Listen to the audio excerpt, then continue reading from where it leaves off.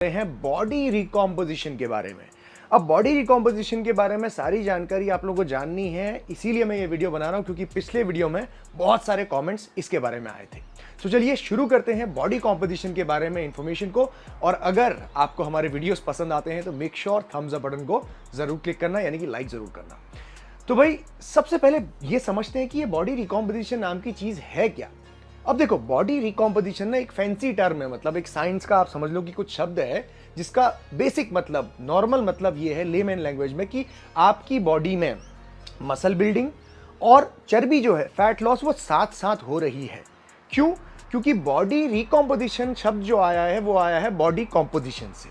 अब body composition का मतलब क्या होता है?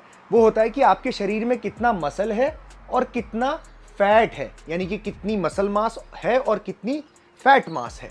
तो उसके रिलेशनशिप को, उसके रेशियो को आप बॉडी कॉम्पोजिशन कहते हो।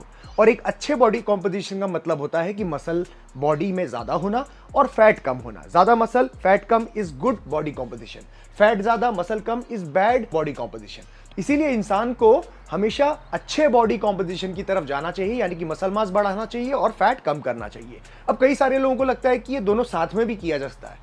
अब यहाँ पे एक इंपॉर्टेंट बात समझने वाली ये है कि जब आप मसल बढ़ाना जाओगे ना, तो वो एक तरीके से आप कह सकते हो कि एक ऐसा प्रोसेस है, एनाबॉलिक प्रोसेस, यानी कि जिसमें आपको कैलोरीज की रिक्वायरमेंट होती है, ज्यादा खाना खाना पड़ता है और तब मसल टिश्यूज आपके टूट के जब रिपेयर होते हैं तब बड़े होते हैं। और फैट लॉस ठीक उसका उल्टा, यानी कि विपरीत है, यानी कि एक कैटाबॉलिक प्रोसेस है। इसमें आपको खाना कम खाना पड़ता है, यानी कि कैलोरी डेफिसिट में रहना पड़ता है, और तभी आपकी बॉडी शरीर में लगी हुई चर्बी की एनर्जी को इस्तेमाल करके उसे तोड़ती है और आप बॉडी में लगी हुई चर्बी को कम कर पाते हैं। तो ये है बेसिक मतलब। और ये दोनों अलग अलग गोल्स हैं, या तो आप डेफिसिट में ही रहोगे या तो फिर आप सरप्लस में ही रहोगे। लेकिन कभी कभार आप ये चीज अचीव कर सकते हो, दोनों ही चीजें साइमल्टेनियसली। कौन कर सकता है ये, अब बात करते हैं। अब बॉडी रिकॉम्पोजिशन का जो फंडा है ना, ये आपका कुछ सिनेरियोज में और कुछ लोगों के साथ ही एक्सपीरियंस होता है, जो तीन तरीके से हो सकता है। पहला तरीका है, अगर आप एक बिगिनर हैं तो, if you are a beginner, तो आप ये बॉडी रिकॉम्पोजिशन को बिल्कुल महसूस करोगे। कैसे? जब आप बिगिनर होते हो, शुरू में जब आप ट्रेनिंग चालू करते हो, जो आज तक आपकी बॉडी ने कभी नहीं करी है, डंबल कभी उठाया ही नहीं, वो मसल कभी टूटा ही नहीं आपका इस तरीके से, तो आपकी बॉडी क्या करती है, उसको अडेप्ट करने लगती है। मसल का टूटना, मसल में फटीग होना, पेन होना, दर्द होना और फिर उसका रिपेयर होना, बॉडी इसको अडेप्ट करके रिस्पॉन्स करती है मसल बिल्डिंग करवा के। अब जब मसल बिल्डिंग हो रही है और मसल बिल्ड करने के लिए जो मसल तोड़ रहे हो, आप जिम में जाके एक्सरसाइज कर रहे हो, उसमें एनर्जी का भी इस्तेमाल हो रहा है। तो एनर्जी भी आप इस्तेमाल कर रहे हो बॉडी में लगी हुई, साथ ही साथ बाहर से जो खा रहे हो वो भी, और मसल भी ग्रो कर रहा है।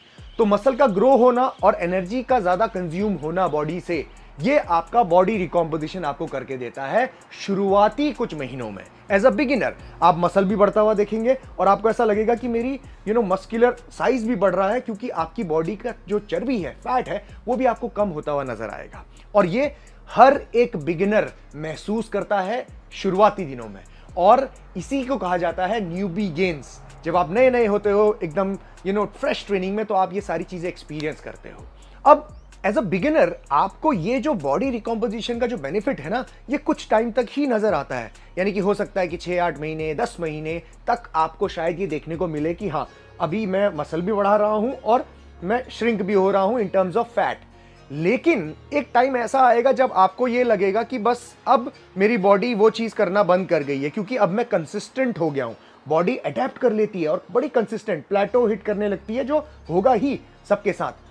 ठीक है, तो इसमें कोई टेंशन वाली बात नहीं है, ये आपके साथ होगा ही होगा। और साथ ही साथ ये जो रेट ऑफ बॉडी रिकॉम्पोजिशन है, ये भी स्लो होता जाएगा आपका। कि मतलब जब आप शुरू में देखोगे कि आप जब शुरू कर रहे हो तो बहुत स्पीड में आपको ये चेंजेस देखने को मिलेंगे, लेकिन धीरे धीरे 7, 8, 10 महीने, 1 साल, आपको ये रेट बहुत स्लो हो जाएगा। फिर आपको टिपिकल जो मेथड्स होते हैं, यानी कि मसल बिल्डिंग करनी है तो कैलोरिक सरप्लस में जाना थोड़ा सा, फैट लॉस करना है तो कैलोरिक डेफिसिट में जाना थोड़ा सा, वही कॉन्सेप्ट को आपको संभाल के चलना पड़ेगा। तो एज अ बिगिनर अगर आप हो तो ये जरूर महसूस करोगे और आप इसका फायदा उठा सकते हो। So guys, before we move on to the next point, मैं आपको एक बहुत ही इंपॉर्टेंट प्रॉब्लम के बारे में बताना चाहता हूं, जिससे कई सारे मेन गुजरते हैं, जो है हेयर फॉल, जिसका एक की रीजन है बॉडी में बढ़े हुए DHT लेवल का होना। अब डीएचटी किस तरीके से लिंक्ड है आपके हेयर फॉल से और इसका क्या इंपॉर्टेंट सोल्यूशन है, इसके बारे में हम जानकारी लेते हैं। सो डीएचटी होता है डाईहाइड्रोटेस्टोस्टेरोन और ये आपकी बॉडी में एक तरीके का मेल हार्मोन है जो आपके टेस्टोस्टेरोन का बाई प्रोडक्ट है। यानी कि बॉडी में जब आपका टेस्टोस्टेरोन बहुत एक्सेस मात्रा में होता है तो ये कन्वर्जन उसका डीएचटी में होने लगता है और जिसकी वजह से आपका हेयर फॉल होने के चांसेस बहुत ज्यादा बढ़ जाते हैं और ये कई सारे इंटेंस वर्कआउट करने वाले लोगों के साथ भी प्रॉब्लम हो सकती है। अब डीएचटी आपके जो हेयर फॉलिकल्स होते हैं इसमें अटैच होकर हेयर फॉलिकल्स को कमजोर करता है और जिसकी वजह से आपके जो मेल पेटल बॉल्डनेस और साथ ही साथ हेयर लाइन का रिसीड होना, बाल कमजोर होना, ये प्रॉब्लम लोगों को, मेन को स्पेसिफिकली फेस करनी पड़ती है। तो अगर आपको अपने हेयर फॉल को रिड्यूस करना है और उसकी कंडीशन को वर्स होने से रोकना है तो आपको डीएचटी लेवल्स को बढ़ने से रोकना पड़ेगा। और इस प्रॉब्लम को फिक्स करने के लिए मैं आपको वही प्रोडक्ट रेकमेंड करूंगा जिसने कई सारे लोगों की हेल्प करी है, which is HK Vitals DHT blocker with biotin.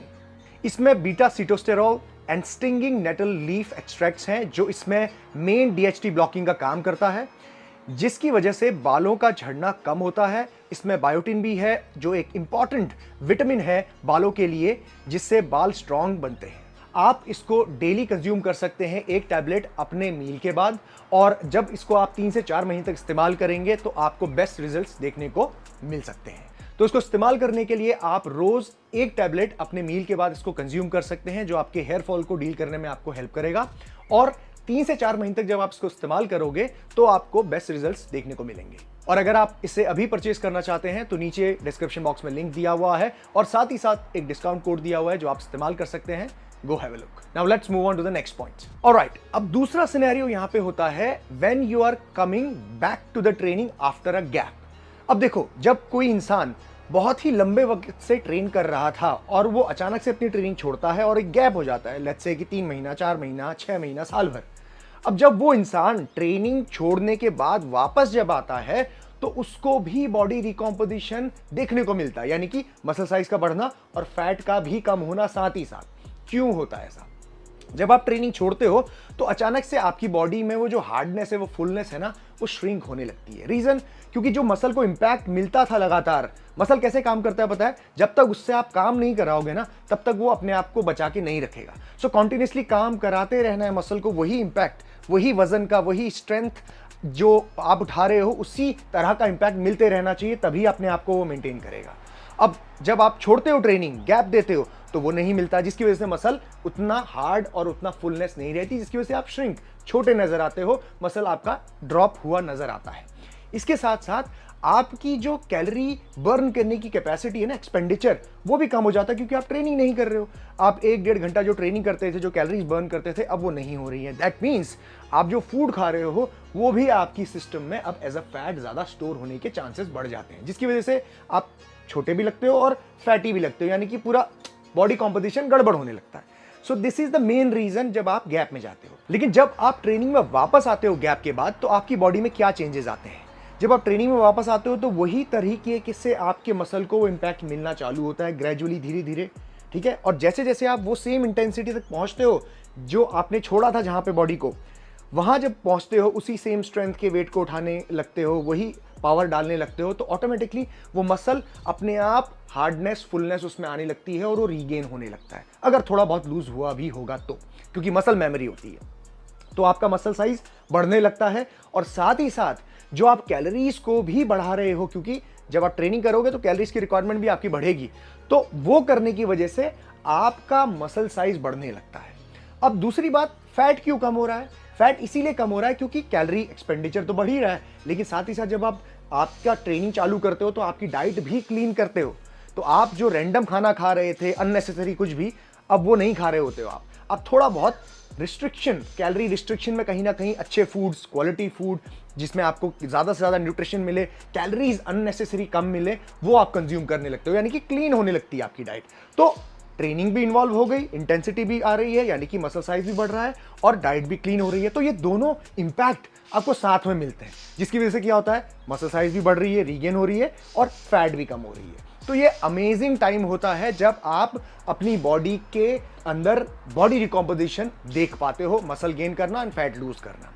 अब इसमें सबसे इंपॉर्टेंट चीज आपको ध्यान क्या देनी होती है कि only and only focus on gaining the strength.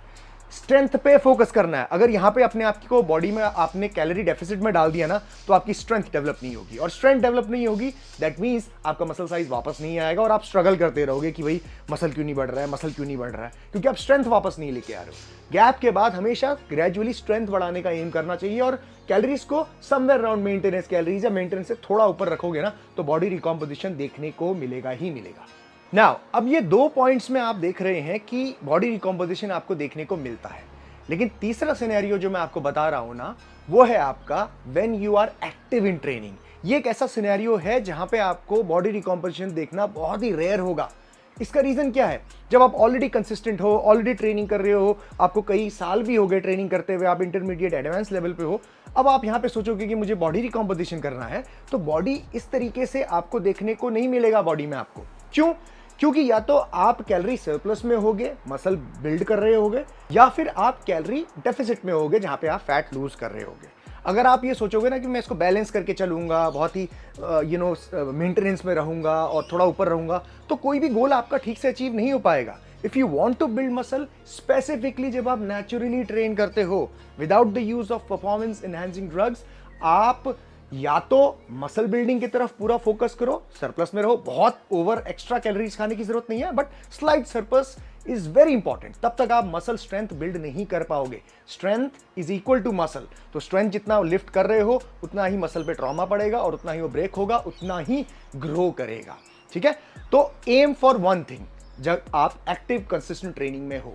अब कई सारे लोग यहाँ पे आर्ग्यू करेंगे कि नहीं, हमने बहुत सारे बॉडी बिल्डर्स को, बहुत सारे बॉडी बिल्डिंग करने वाले लोगों को देखा है कि वो कुछ ही 3 महीनों में ही वो मसल साइज भी बहुत बढ़ा लेते हैं और फैट भी बहुत कम कर लेते हैं। अब देखिए, ऐसी सिचुएशन में वो लोग कई सारे परफॉर्मेंस एनहांसिंग ड्रग्स और एनाबॉलिक स्टेरॉइड्स के अंदर होते हैं, और जिसके वजह से बॉडी में मैजिकल रिस्पॉन्स आना एक बहुत ही आम बात है। ये हो सकता है, पॉसिबल है, बिकॉज वो आपको वो चीज प्रोवाइड कर रही है जो आपको इन जनरल नेचुरल फूड और डाइट और जेनेटिकली वैसे नहीं मिलेगा। ठीक है, तो ये समझने वाली बात है। सो आप एज अ नेचुरल बंदे जो ट्रेनिंग करते हो जिम के अंदर, उसको ये समझना होगा कि बॉडी रिकॉम्पोजिशन 2 ही सूरतों में होता है, और अगर आपको वैसे अचीव करना है एक्टिव ट्रेनिंग में, तो इट्स वेरी रेयर कि आप इसको अचीव कर पाओ। ठीक है, तो ध्यान देना इसमें। काफी सारे लोग चाहते हैं कि वो बॉडी फैट परसेंटेज को मेंटेन रखें और मसल भी बढ़ाते रहें, तो वो कहीं ना कहीं बॉडी रिकॉम्पोजिशन वाले चीज को ही अचीव करने की कोशिश करते हैं। अब देखो, जब आप बॉडी के फैट परसेंटेज को मेंटेन करना चाहते हो और मसल भी बिल्ड करना चाहते हो, तो ये करने के लिए कई सारे लोग ट्राई करते हैं और थोड़ा बहुत इसमें अचीव भी करते हैं, लेकिन उसके लिए उनको बहुत ही रिस्ट्रिक्टेड कैलोरी पैटर्न को फॉलो करना पड़ता है। मतलब मसल बिल्ड करना है तो बॉडी में स्ट्रेंथ भी होनी चाहिए, तो एटलीस्ट मेंटेनेंस कैलोरीज तो खानी ही पड़ेगी, या फिर उससे थोड़ी ज़्यादा खानी पड़ेगी। अब जब आप ऐसा करते हो ना, तो आपका रेट ऑफ जो मसल ग्रोथ है वो बहुत हैम्पर होता है, वो स्पीड नहीं आएगी। मतलब कि आप बहुत धीरे धीरे धीरे धीरे धीरे ग्रो करोगे, इतना धीरे कि वो नेग्लिजिबल अमाउंट होगा। सो आई ऑलवेज रिकमेंड कि थोड़ा सरप्लस में जाओ, 6 महीना 8 महीना भी जा सकते हो, ताकि आप इनफ कैलोरीज के साथ ट्रेन करो और वो मसल गेन करो, एंड देन फिर कट डाउन आप कर सकते हो। ये बहुत ही मेंटेनेंस वाला जो है फंडा उन्हीं लोगों के लिए सही है जो जैसे मेरे जैसे लोग, राइट। मेरा ऐसा भी कोई एम नहीं है कि बहुत एडवांस लेवल पे मुझे मसल साइज चाहिए, नहीं।